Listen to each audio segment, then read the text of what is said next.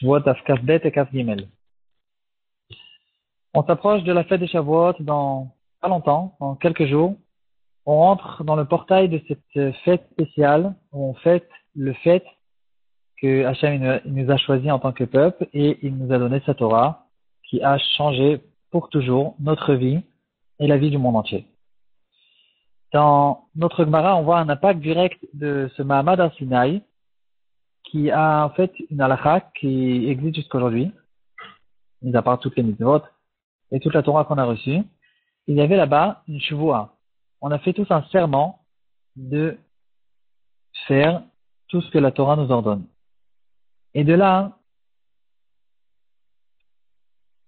on arrive à notre halakha qui est en rapport avec Masechet Shavuot, justement. Celui qui est intéressé d'entendre s'il y a un rapport entre Shavuot et Masechet Shavuot, il y a justement ce rapport que à Shavuot, on a fait ce serment d'écouter toute la Torah. Shavuot, littéralement, c'est les semaines. Mais il y a quand même un lien caché entre ces deux termes. Et la Gemara nous dit que quelqu'un qui a fait un serment de ne pas faire une des mitzvot, son serment n'est pas valable parce qu'il a déjà fait un serment auparavant qu'il doit faire cette mitzvah. Ou bien plus que ça, il a fait un serment qu'il va faire telle et telle mitzvah. Quelqu'un qui a des difficultés avec les tefilines, il dit je fais un serment que demain matin je me lève et je mets les tefilines. Son serment n'est pas valable pour la même raison, parce qu'il est complètement superflu. Et il a déjà fait un serment de mettre les tefilines, donc il n'y a pas un deuxième serment qui peut venir et se reposer sur ce serment. Si par contre il a fait un serment de ne pas faire une mitzvah qui est que midarabanan, là le serment il est valable, et comme ça la halakha est tranchée dans le tour Yoredea Siman Resh Lametet. Sur ça, on va ramener un grand chidouche qui a été ramené au nom de Rashi, et on va essayer d'approfondir pour essayer de comprendre quelle est l'explication en fait de ce chidouche. Le Shulchan Aruch il nous ramène dans Yoredea Siman Resh Kafret ici, non, Resh Kafret Sif Lamet Gimel, le Shulchan Aruch il nous ramène au nom de Rashi. Il y avait à l'époque quelque chose qui s'appelait Takanot HaKahal. C'était des lois spéciales que chaque communauté elle faisait. Le rav de la communauté, les rabbanim qui étaient autour de lui, ils prenaient des décisions qui reposaient sur toute la communauté. Et à l'époque, c'était quelque chose qui était très fort, et tout le monde devait se soumettre à ces takanot. C'était des takanot qui étaient faits, qui étaient en fait indispensables et surtout individuels. Chaque communauté en fonction de ce qu'ils ont besoin. Il y avait des communautés où, par exemple, il y avait une dégringolade dans un certain domaine. Et sur ça, il y avait des takanot qui ont été faites pour justement essayer de réparer et de garder le haut niveau de judaïsme qu'il y avait dans les communautés de l'époque. Ces takanot HaKahal, Rashi nous dit que quelqu'un qui fait un serment qu'il ne va pas être soumis à ces takanot, son serment n'est pas valable. Parce que c'est écrit dans la Torah, Arur Asher Lo Yakim et Divrei Torah Azot. C'est-à-dire, c'est un passouk spécial qui fait référence à ce phénomène qu'au courant des générations, on a besoin de prendre sur nous des takanot, des gdarim, des écarts et des choses spéciales qui n'ont pas forcément été interdites dans la Torah, mais qu'on voit le besoin, qu'il y a besoin de les interdire pour pouvoir garder la Torah. Et là, la grosse question qui se pose, que relève le Gaon de Vilna sur place, sur le Shulchan Aruch, il dit que c'est quelque chose d'incroyable. Pourtant, ces takanot, elles ont été faites par un certain Rav, qui vivait il y a 200 ou 500 ans ou 600 ans. Ça pouvait être peut-être un très grand Rav, mais finalement, c'est pas des takanot qui peuvent être plus fortes encore que les interdits des Rabbanan qui nous ont été donnés par les Chachamim et qui reposent sur tout le clan d'Israël. Or, on a vu que les takanot des Rabbanan ont fait un serment dessus et ça pose, le serment il marche, et parce que c'est quelque chose qui n'est pas des Horaïta, et on n'a pas ce serment de Har Sinaï. Alors, comment est-ce possible? C'est quoi ce sac spécial de Rashi qui dit que les takanot qui sont arrivés plus tard, sur elles, par contre, on ne peut pas faire de serment. C'est quelque chose de incroyable et on ne peut pas comprendre a priori ce grand chidouche.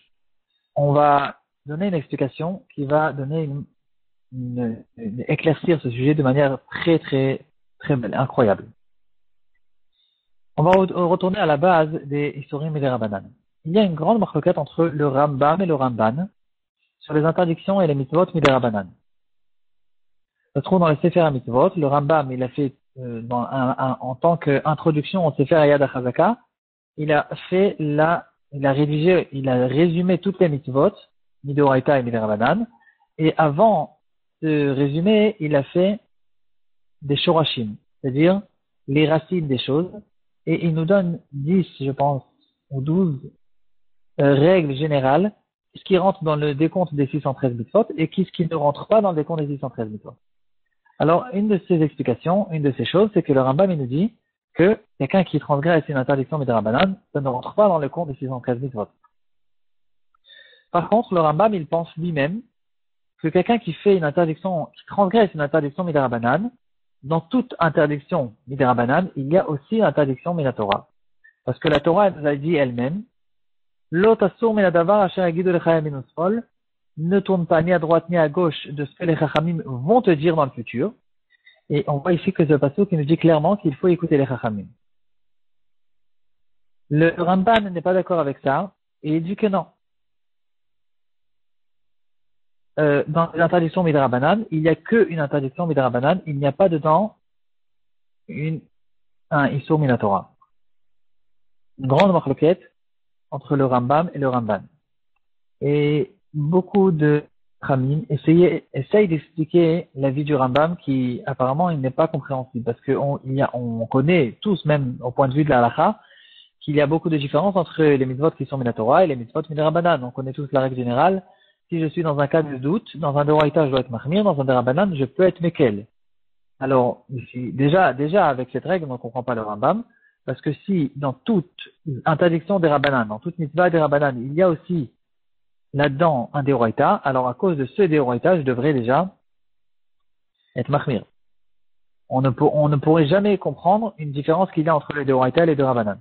Alors, beaucoup de Chachamim essaient d'expliquer et de dire que les Chachamim eux-mêmes, quand ils nous ont donné certaines mitzvot, ils nous ont dit si tu es dans un cas de doute, alors je ne t'ordonne pas, etc. Toutes sortes d'explications. Et en ce qui nous concerne à nous, on va essayer de comprendre ce qui se passe exactement dans la vie du Rambam. Qu'est-ce que ça veut dire que dans toute interdiction Midrabanan, il y a aussi inclus une interdiction Minatora. Et surtout, pourquoi quelqu'un qui fait un serment sur une interdiction Midrabanan, le serment il est valable, pourtant, il a fait le serment dans Arsinaï d'écouter les Chachamim parce que c'est tout dans la Torah. Après qu'on on est arrivé à cette impasse, on arrive à l'explication du Sha'arei Yosher, Rav Shimon Shkop.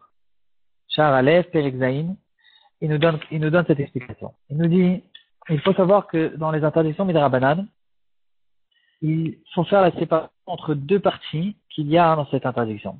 Quand les Chachamim sont venus, ils nous ont dit ne fais pas telle et telle chose. Par exemple, ne mange pas tel et tel aliment.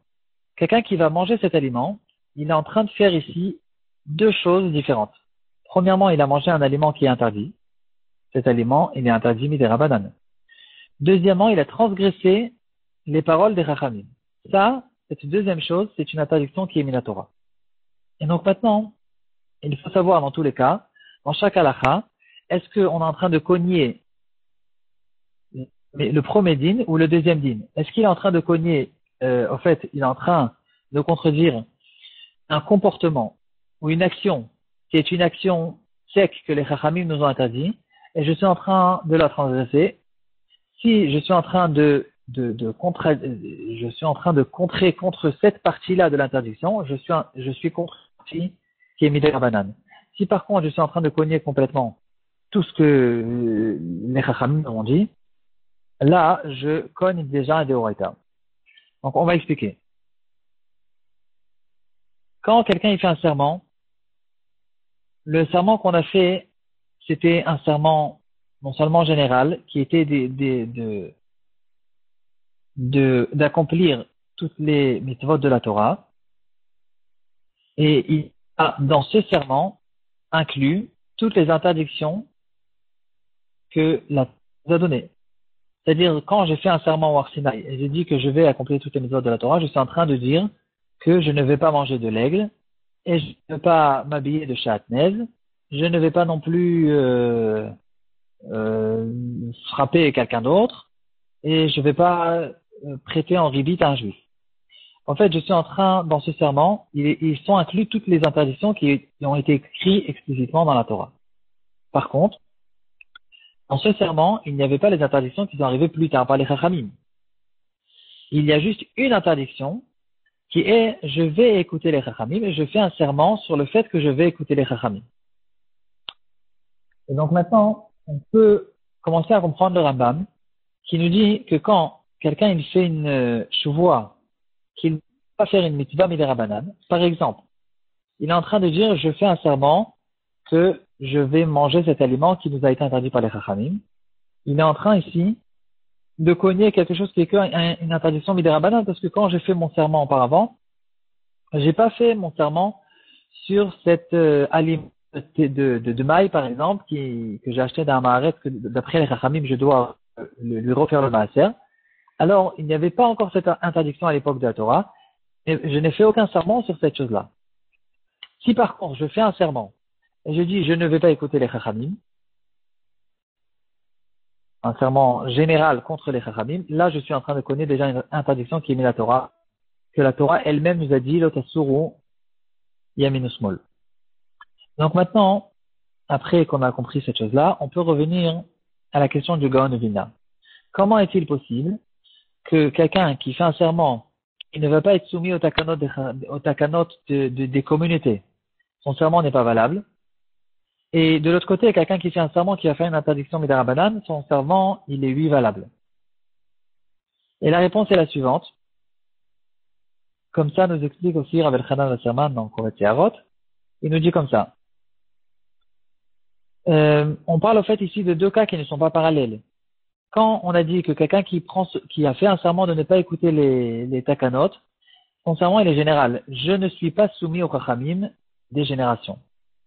Cette phrase, il est en train de dire quelque chose qui contredit la Torah, qui nous a dit d'être soumis au Chachamim de toutes les générations. Et donc, quand il dit maintenant, je ne suis pas soumis au takanot des communautés, il est en train de faire une chouvoua qui contredit la chouvoua qu'il a pris au Har Sinaï. C'est pas qu'il a dit, par exemple, dans une communauté, ils ont pris sur eux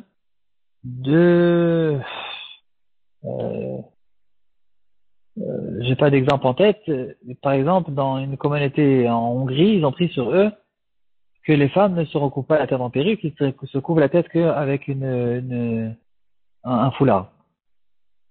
S'il dit, je fais un serment, ou elle dit, je fais un serment que je me couvre la tête avec une perruque, ici, ça va lui tenir même d'après Rashi, parce que c'est pas écrit dans la Torah. Si par contre, elle va dire, je ne suis pas soumis à cette communauté, je me soumis pas au Chachamim, ici, elle est en train de contredire quelque chose qui est mis dans la Torah. J'espère que j'étais assez clair. Et donc, on comprend ici la différence entre les deux cas. Rashi, il parle d'un cas de quelqu'un qui fait un serment qui ne va pas être soumis au takanot, qui est un serment qui contredit la Torah.